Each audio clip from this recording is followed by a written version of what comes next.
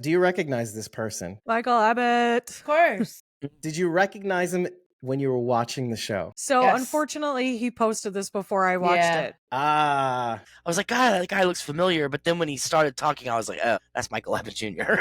it totally went past me when I watched it, but this is what makes me look terrible. I'm not afraid to out myself. He had told me a week prior that he was going to be in the third episode. I'm chugging along. I have a lot to do. There's a lot of things to edit. Dark Winds, we just put the clothes on in the recording and we did a live stream. I had so many issues with trying to get the second episode out on podcast platforms last week. And you can see where my mind sort of erased. I even almost forgot about going to the event yesterday until Thomas reminded me that morning, because that's where we're at. But just to keep the score here, if you don't know who Michael Abbott Jr. is, he was on Fear the Walking Dead season 6 in the first episode as Isaac. But he carried on in spirit Absolutely. as Little Mo's dad. And he was a fave. It was really heartfelt, his performance. Then we see him again in Fallout as the dirt farmer in the second episode, if you remember, which blew our tops because this guy's got range. He's a chameleon. His facial hair is at different lengths. And of course, now it's completely gone. And here he is again, the triple threat, Last of Us Season 2,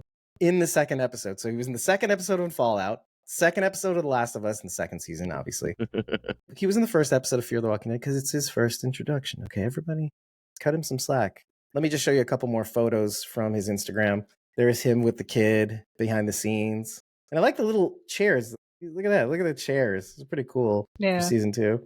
Little girl, poor little girl in this episode. This kid killed me. That's him up close, dead, right? Little dead makeup. And it's just him behind the scenes. I think it's the last 2 pics, everybody.